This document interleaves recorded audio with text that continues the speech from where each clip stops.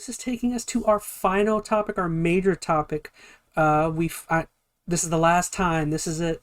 No more Zelda talk after this. This is the Zelda talks of all Zelda talks. So, Gamer finally got to finish the game. Yes, I did. Yes, I did. Is it the greatest game ever? It took me a while. It took so long. I've already forgotten how it ended. Yeah, it took me a while. And the only reason why is because I kept running from one thing to another, and then it just kept kind of pissed me off that I had to go to the 5th dungeon. It ended with Link saving Peach from Bowser's Castle. Yeah, totally. So yeah, like after everything was said and done, I was like, well, that was kind of interesting. So I guess first and foremost, I guess I could say I like it better than the Breath of the Wild ending. Interesting. I think it's better. I think fighting Ganon was more fun, in my opinion. I can agree with that, definitely. Obviously, whoever's watching this, there's going to be spoilers. So, but I think the first couple of armies were interesting. I'm surprised they didn't pull out anything harder than what they, what they intended to pull out, which is white versions of or silver versions of some of the enemies. But then I didn't think they were going to pull out like Lionels and crap like that. I'm actually really surprised about that. And then fighting Ganon was very different from what I was anticipating. What I mean by like better than Breath of the Wild, I think Breath of the Wild had it like kind of like weird, where it was just like, oh well, you had all the divine beasts already killing his health. This one you didn't have any of that, which is nice. So you had to actually fight and actually know how to fight hand in hand. Like if you weren't prepared, was weird. Yeah, it was really slow. It was very slow. And you had to get parry just right every single time, blocking and figuring out parry. Now I did try some of the I'm sorry. Go ahead. I want to add to that before we get off that, but go ahead. Yeah, I was gonna say I tried some of the little hacks that some people have tried, like the the stupid arches and blocking Ganon and stuff. Which tried keys in there. Which that worked just fine actually. It worked better than I anticipated. But it wasn't fun for me. I was like, this sucks. Like I wanted him to attack me. Mm-hmm. So this is my issue with that ending. And not that on its own it was bad. Like honestly, I think the structure was fine. I always like one-on-one duels. My issue is the majority of the game really is not trying to encourage you to do a lot of heavy combat. Like that kind of combat. Like it's very much, hey, use your magic arm to make all these crazy contraptions to break the game pretty much and do whatever you want. That's how the game has taught you to tackle every encounter you've come across. And then you get to Ganon, and like, no, don't do any of that stuff. You have to know how to use a sword. And if you haven't taken the time to like go find Lionels out in the woods and really learn how to parry and how to attack well, you're going to be, I think, very sorely introduced to Ganon when you have your first few fights with him. Like, it's a challenge. I think good to get through it, but I never defeated a Lionel, and I beat Ganon. I only died to him once. I think once, maybe twice. I died like 3 times. I think it was 2 or 3 times. You kept dying because of the blight. Because you didn't bring any blight stuff with you, which come on, fair enough. Big mistake, basically. Yeah, like just make a bunch of crap out of the the dark, whatever. Just eat it and call it a day, or just get. I just thought it was odd. And I know you can technically cheese it with your Ultra Hand stuff, but that's clearly not what they wanted you to do there. They wanted you to have the epic sword battle, which was like 3 parts you had to get through. Parts, and the 3rd part, that's where you needed the blight stuff the most, because you literally needed gloom resistance for. Do me a favor, Gamer. Your mic's a little poppy. Just wherever your it's got some crackle to wherever your input is. Just see if you. I don't know. I don't want to. But yeah, I mean, I agree. I think although I don't think it was terrible, it wasn't the hardest thing in the world. You can certainly learn how that battle works, but it just felt odd. And I mean, I kind of expected that to a certain extent. Like I knew they were going to have you do a one-on-one battle with Ganon somehow, so it's not like they were pulling it completely out of left field. but it just felt like an odd juxtaposition to the rest of the game. Like, yes, the combat's been in there the entire time, and there are times that the game has encouraged you to do it more than others, but really the game has taught you how to use Ultra Hand to create crazy stuff, or to fuse a bunch of crazy stuff to your sword or bow to kind of get through encounters. And this game really or not game, but this ending kind of pulled back on that a lot, which is fine, just felt a little weird to me. But, I mean, I did like the structure of the encounter. I mean, I really just like this game had like a real antagonist. So I think Ganon, the way they kind of used him at the end, I think was done well. No, I think he felt a little bit more like menacing, which is nice. It's just when you fight him at the end after he does the unthinkable, and I thought that was fun. It wasn't anything different though. You know, when he turns into the dragon, the dark dragon. Mm-hmm. And that was very fascinating how they did that. And I was like, they really went that route. There's no pig Ganon anywhere. What happened here? Now it's Dragon Ganon. And it's like, yeah, I guess so. And I was like, all right, I guess that's cool. It was fun. I thought it looked cool. Like we've seen a lot of pig Ganon before, so I think seeing the Eternal Dragon Ganon was neat. It was kind of telegraphed, just because if you did all the tiers, you know that's what happened to Zelda, and just it seemed like an obvious way to go with it.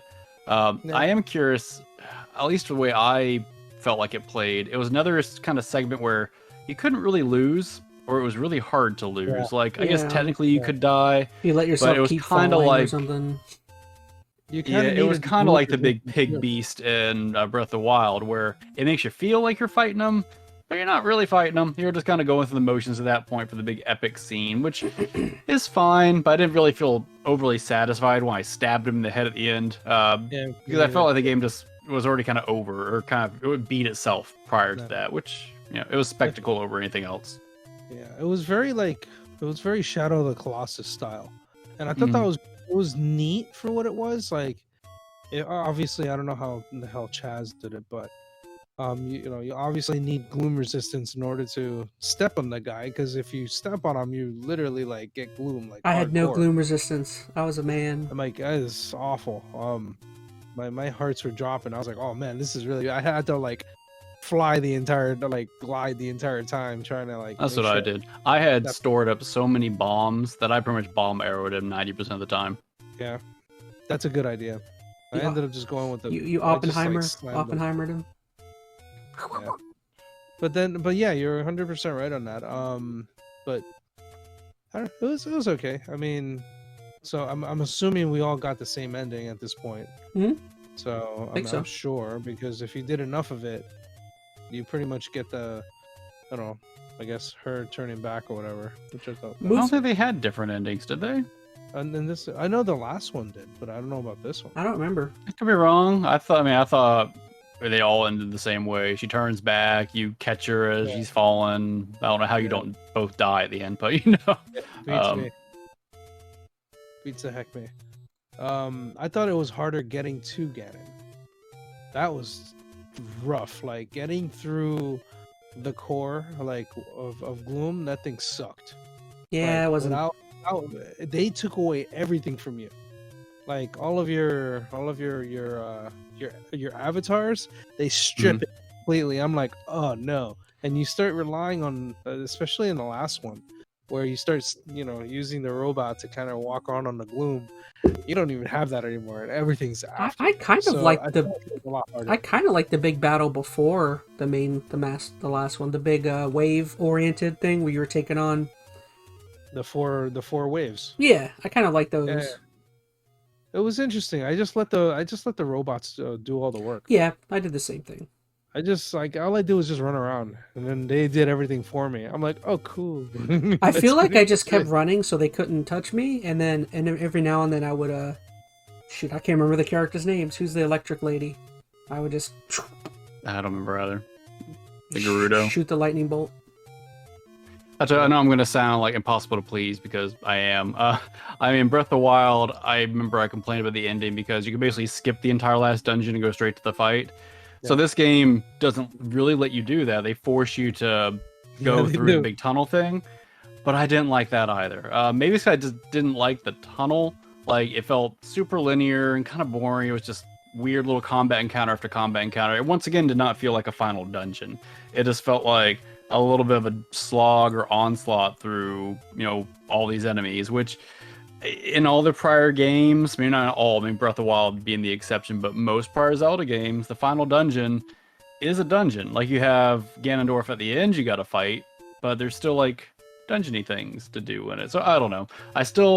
And I think we've already had this conversation, but I still feel like the dungeons just are lacking in this game. They're not the worst, but they're not the best by any means. I do want to get your opinion, Metal, in particular, on the last secret dungeon before you get to the end game. You want my opinion? You want his? Okay, Chaz, fine. You can talk on your own podcast. No, Go ahead. I'm kidding. I'm kidding. Well, I know because he's got a pretty negative opinion on it, because I think he was pretty drowned out by the time we got there. I do want to know what you think too, Chaz. But about the last dungeon. Yeah, I gotta remember that was underground, right? That was in the. Yes. That was Yeah. Okay. I feel like I've forgotten so much already. Yeah, that was the one in the depths. Yeah. Oh man, like I didn't really like the last. Okay, but I didn't like the last fight of it. The little weird mech fight. The arms game at the end. I found it to be kind of fun, but because you kind of figure it out after the first couple of times. Do me a favor, gamer. Move the Yeah. mic a little closer. Yeah, you're like not even in the yellow. So. Oh well, okay. There you go. Cool. That sounds better. Okay. Well, anyway, so I felt that the whole that fifth dungeon, they make you go through so much to get there. I felt like getting to the dungeon was a lot more interesting because you had to kind of go through the jungle up to the sky just to go all the way down to the depths. I thought the depths was boring. Go ahead, sorry. No, I was gonna say, but once you get there, it's kind of like, what was the point of getting all that stuff? You're in the depths. It's like, okay, cool, that's great, thanks. So it wasn't very it was okay. It wasn't anything special. My thoughts. I wasn't really intrigued by it. My opinion on the depths in general, I feel like was drastically different than when we first encountered it and started searching around. Like, I started out enjoying it and thinking it was cool, but after thinking on it and actually really playing the game, I'm like, did it really introduce anything super crazy? Like, it was a cool niche thing at first, but I don't know. In the end, I'm just like, I thought the depths was kind of boring. So it's, I think, a bigger issue with this game where there's just so much of everything that even the good ideas, I think, kind of get drowned out because there's just so much repetition of an idea. Like, the depths was cool. Like, when I first stumbled across it's amazing at the first time you stumble is really cool. Mm-hmm. And honestly, there is stuff to do in the depths. There's the whole Yiga clan storyline. There's little strongholds in there. There is stuff to do, but a lot of it is, once you've done that one instance of it, you just do that same thing 30 more times. So the initial ideas are fun. They wear thin really quick. I think this game is very much a game that you shouldn't try to 100%.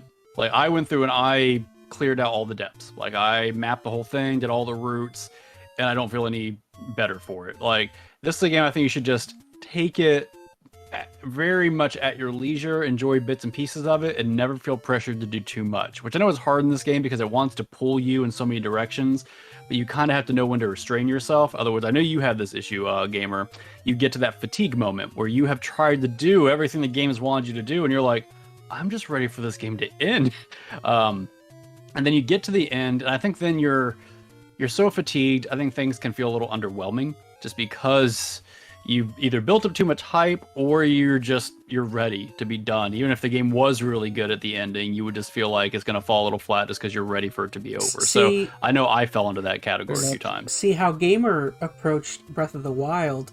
I think what he did with that game makes far more sense with this game, where he played the game, initially fell off, or was saving the ending for like another time and came back to it later and finished it. I feel like this game, in terms of like what you were saying about a lot of the repetition and like in some of the gameplay, and some of the other things you're doing, I feel like this game I could very easily see somebody going playing for 15-20 hours, then being like, if you're trying to do everything, is what I mean. Yeah, I don't think I'd ever come back to it though.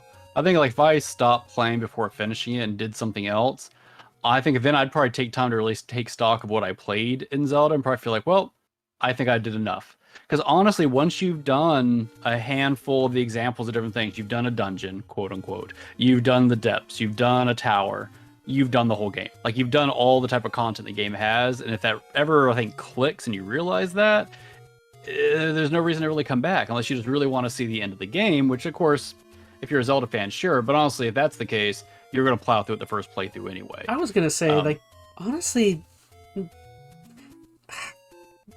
Zelda game is going to end the way it can only really end one way. So it's like, I don't want to say you don't need the ending for this game, but you don't need the ending for this game. I don't think that's, I'll tell you, out of several Zelda games, this one has had one of the better narratives, and I felt good with the way the narrative wrapped up, and I'm glad I got to see the ending. Like, honestly, my favorite part about this game was its narrative. I actually like the tears and stuff, the way they approach the tears and doing the cutscenes and flashbacks. Yeah, and the ending of the game, I think, has a lot of narrative heft to it. Like, if you don't finish the ending, there's a lot of question marks kind of left up there. I mean, you could, of course, try to fill in the blanks on your own with assumptions, but no, I think it's worth finishing the game from a narrative standpoint. I don't think it's worth finishing the game for a completionist standpoint, though. I do want to say about that 5th or whatever dungeon it was, the secret one, I ended up enjoying it, but I didn't play it as the last dungeon. I think I'd mentioned this. I kind of just stumbled across it like midway through the game. Like, I'm going to see what's up in those lightning clouds. So I just kind of stumbled my way through. I didn't realize I was in a dungeon till I was almost at the end of it. Because like the structure was different enough at the beginning that kind of threw me off with going up there, finding that mask thing, having to like fly down to the ground. Like all that felt really cool. I'm like, oh, this is building to something really big. And then at least at first, the whole build the robot thing didn't click to me initially as, oh, this is the same tried and true dungeon format, right? Where you do the same thing 4 times and you're done. And then at the end, I think I realized what I was doing. I felt tricked, but I enjoyed it a lot more, not knowing for when it was a dungeon, just kind of stumbling across it, because the game never told you it was a dungeon until the very end of the game. So it made it feel more special, more unique. And it was kind of funny when I got to the end and they were telling you, oh, go find the final dungeon. And they realized you didn't, like, oh, never mind. It was the whole ending changed because complete. Of it. Yeah. It says complete. I think that's a better way to do it. I mean, like I said, it's not terrible. I mean, I think going up and coming back down was really cool. I think that whole entire ordeal, just trying to get everything, and then you had to like, get the mask and then point it in whatever direction. That whole entire thing was actually kind of fun. It's just the dungeon itself is kind of flat. Yeah. Well, I think saving it at the end and pitching it as the final dungeon, I think is what hurt it. Like, I think on its own, it's fun. If you, I think, stumble across it early enough in the game, I think you can appreciate it on its merits a little bit better. But yeah, when you understand how all the dungeons play out, you're going into this dungeon with that knowledge, oh, this is the dungeon, I've got to do the 4 checkbox things at the end. I think just initially you're kind of going to be underwhelmed when you get to the dungeony aspect of it. And I think the final battle, although different kind of, it wasn't my favorite battle. It was kind of weird, a little out of place, to be honest. Have this big boxing ring in the middle of the depths, but I don't know. While I have the thought in my head, I think that's why, branching off a little bit, I think back to what you were talking about, the narrative of the game, I think that's why I think I like Breath of the Wild a little bit more than this one, is because while yes, I agree with you, I think the narrative and how the narrative is delivered in this game is better and definitely more appealing, more entertaining. I ultimately felt like the repetition, some of the gameplay elements, I feel like I enjoyed them much more in Breath of the Wild, mainly because, I don't know, like that was the first Zelda game I had ever like really beaten. So for me, I had no like frame of reference as to like the dungeon aspect, which is what you guys and many other people were disappointed about that game for. So I don't know, for me at the time, I thought Breath of the Wild was really good. But again, I didn't have that disappointment of like knowing what a Zelda dungeon was, and all that sorts of stuff. So yeah, I think the catch is, I think this is I think definitely how I felt a lot of Tears of the Kingdom as well. Like, you felt that way in Breath of the Wild because it was the first time you played a lot of that stuff. It wasn't that it was necessarily better. Like, it's hard for me to really think of many things in Breath of the Wild that's straight up better. I just don't remember It was being just as the first time you bored. did it. I got bored. Because it was the first time. Yeah. It was the first time you did it. Even though there was a lot of stuff in there, you had probably more patience to do more of the shrines, more of the Korok seeds. As soon as you start Tears of the Kingdom, when you realize it is that exact same stuff, all that, at least for me, all that fatigue from Breath of the Wild, those other 100 shrines I did, I felt like I just did them already. Even though it had been years. For whatever reason, all kind of became flooding back for me. And I'm like, oh, now I'm doing another shrine. Like, I already felt fatigued pretty early on in the game. Like, you have that honeymoon period within the game, first 10 or so hours, even though I am doing the same shrine, same Korok stuff. It's been a while since I played it. It felt fun. I'm in the Zelda hype. But that wears off, and you're like, man, this is just Breath of the Wild 2. Which I'm trying not to make that sound like a terrible thing, but in some ways, that was the biggest negative for me about this game. It was a lot of the same game. And then the stuff they added made the game bigger. I'm hesitant to say it's repetitious. Like this one. one, Just added more stuff I already didn't want to do anymore. And I think the other thing, my brain just stopped. Oh no, come back, brain. Oh, sorry. I didn't want to go on that tangent because I just wanted to throw it in before I forgot talking about. No, it's fine.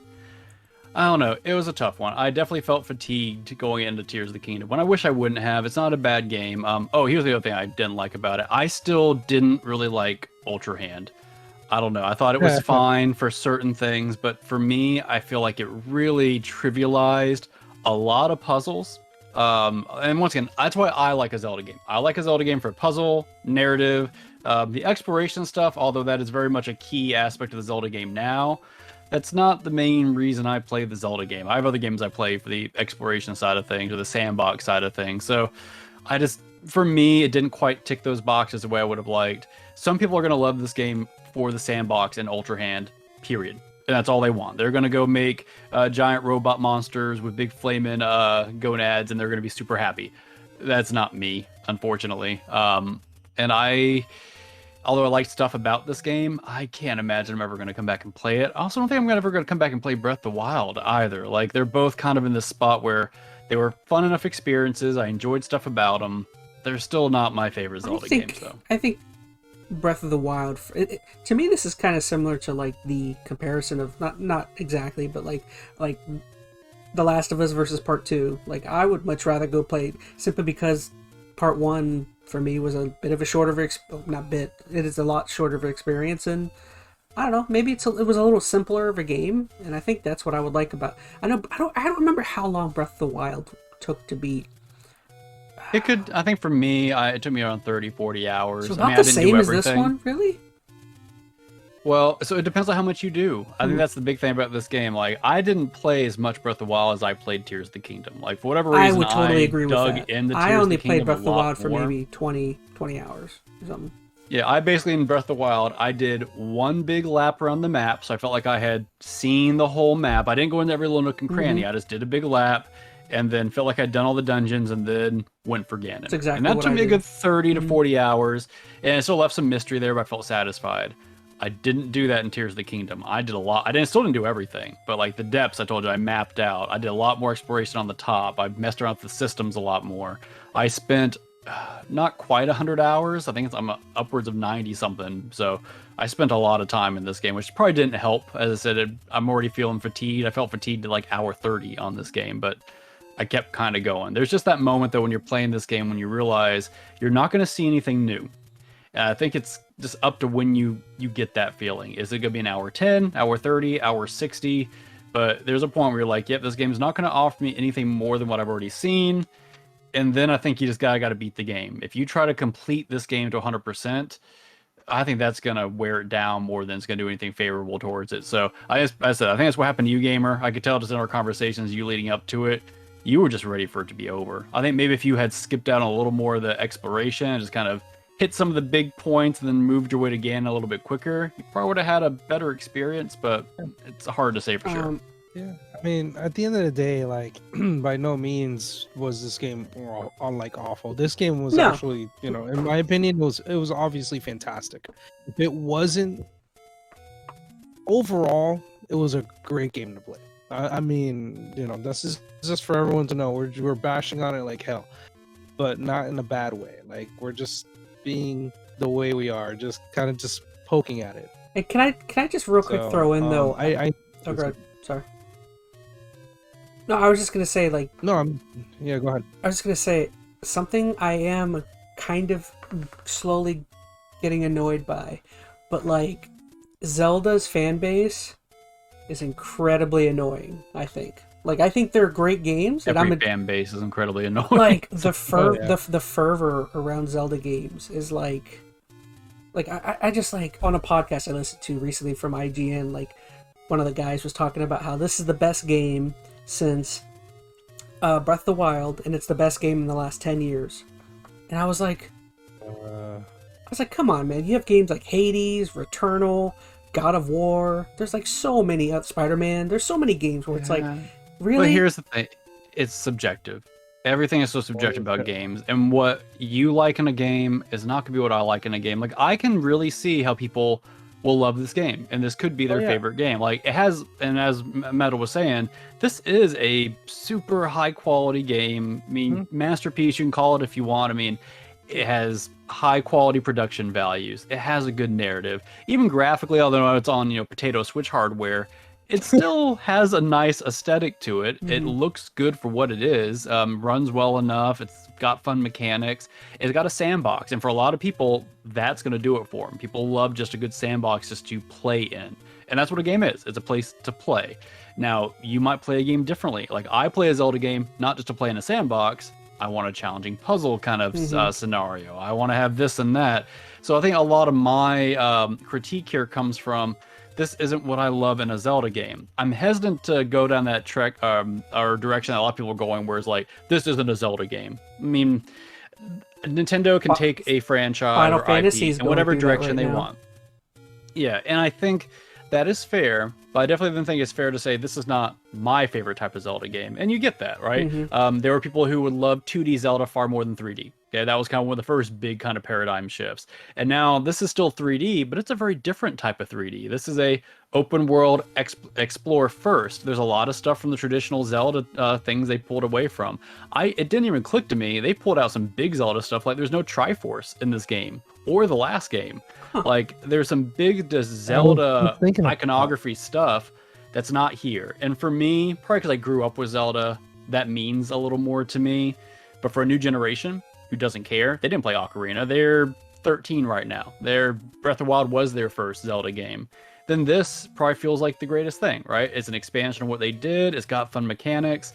So I'm very hesitant to, negate anybody's opinion about this being the best game for them ever. But that's, once again, very subjective, and you could argue that about just about any big game that has high quality. Maybe that's the problem with, like, I don't know, I don't want to say I'm being rational, but it's like, I don't know if I could just definitively say, though, that, like, this game is the best game I've played in the last 50 years. It's like, I would have to, like, to me, that's such a hard thing to say, because it's like, again, there's a whole list of games that I could say I love, like Hades, there's freaking Returnal I loved, there's like Elden Ring. No. Yeah. I just mean, like, but just like putting a blanket statement when you're just like, oh, this is the best game I've played the last 10 years. It's like, and to be fair, did you think about what games have come out the last 10 years? It's like, there's a lot Zelda of fans stuff. come at something with a lot of hype, and we're still in the honeymoon period for a lot of people. They've got their blinders up. Like, I've definitely seen the interviews where people are praising everything about this game, and I'm like, yeah, but what about this? Like, there are arguments for all of it. And I think over time, there will be a sheen that wears off. You've seen it for Breath of the Wild. There's still plenty of people who reserve that Breath of the Wild is their favorite Zelda game, or was up until Tears of the Kingdom. But I think that opinion has definitely dwindled over years. I see a far more a lot of comments saying kind of what we're saying. It's a fun game. It's not the most fun Zelda game, right? It's missing these Zelda components, and they're starting to kind of nitpick or critique those elements of it, I think, more. I think you're going to see that with Tears of the Kingdom, too. Well, go ahead. No, I was going to say, ultimately, I find myself to be a part of the Zelda-loving community. I just mean, like, throwing out blanket statements like that to me is just, it's kind of odd. It's that, like, fanboyish, like I love Zelda. Like, I'm someone who's recently, the last handful of years, has just started playing them. Like, I love them. I'm just saying, like, but I mean, saying stuff like that, like, it's like, think about it. Just think about it. I don't know before you say this is the best No. thing. I don't know. I know for sure I'm not jumping back into this one for a long time. I played it. I Like, probably never will. recently, and I was just not interested. After I jumped back in after my updates happened, and now my You couldn't I use your think- infinite frozen meat money glitch. no, my frozen meat money glitch is done forever. But I got um, enough money to kind of suffice, so it's cool. But yeah, after everything, I'm done. Like, I was just not interested. I was like, you know what? I'm Yeah. putting them away. Mhm. Instead, I started turning on Animal Crossing, and I was like, no, this is bad. And I put that game away too.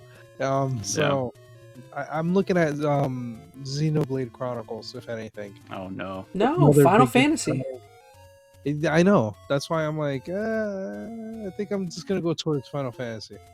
So Well- one kind of big question then to kind of start wrapping up the conversation. I think we all kind of have our opinion now on this game, but Nintendo has come out and basically said, This is the yeah, direction. the Breath of the Wild, Tears of the Kingdom gameplay style is what we're going with. Like, and it's been a huge moneymaker. Like, these games have sold more Zelda, I think, in the Zelda franchise than just about any of the other ones. And part of that's because the Switch install base is huge. But how do we feel about that? Like, are we happy with that direction? I mean, what does that mean? Is it just going to be open world, but maybe it will pull back on some stuff like the scale, or is it just going to get bigger? It Like, just what do means you guys that- want to see in the next Zelda? It means in the next Zelda game, underneath the caves, there's going to be a third underneath layer. Hmm. Yeah. See, Yeah. You'll get into Zelda hell if you go deep enough. is Zelda Dante? The rings of Zelda hell. That would be interesting. That'd be more interesting than. I take that back. Never mind. You're giving Ayuma some ideas. It's gonna be a mountain called the Eye of Ganon. The brown Really eye, jumped into brown it. eye of Ganon. The Brown Eye of Ganon. Oh no. I guarantee you It's like a that's a fanfic somewhere. I guarantee you. Oh god. So do either of you want it to stay open world, or do you want to pull back from open world completely?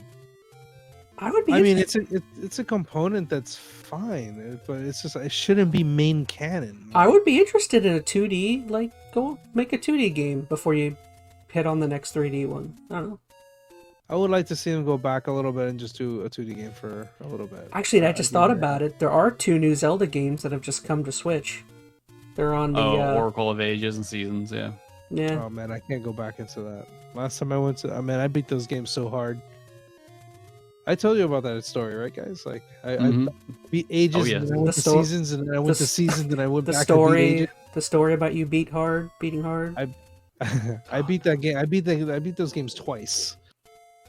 So it's really bad. And if you've ever anybody ever played, the originals, you need a code to get from one game to another Really? in order for it to kind of save your Carry stuff. over, yeah. Yeah, so it could carry over, and So, it's Are fun. those games like Pokemon where one is styled? They're both the same game, or are they both different games? They're both They're different. different. Oh, Yeah, They're okay. different. Like there's the- similarities to them, but there's differences. Like I was And they're thinking, different one games. was like blue and red, where like they're the same game, but they have subtle differences. This one, they're they bigger. both have different stories. They both just tied into each other. One was Mhm. using a season rod, while the other one was Yeah. using a harp, both going through time. So they're both completely different games. Would you say But they those both are? tie into each other because it's not the same type of Ganon that you would get in the other games.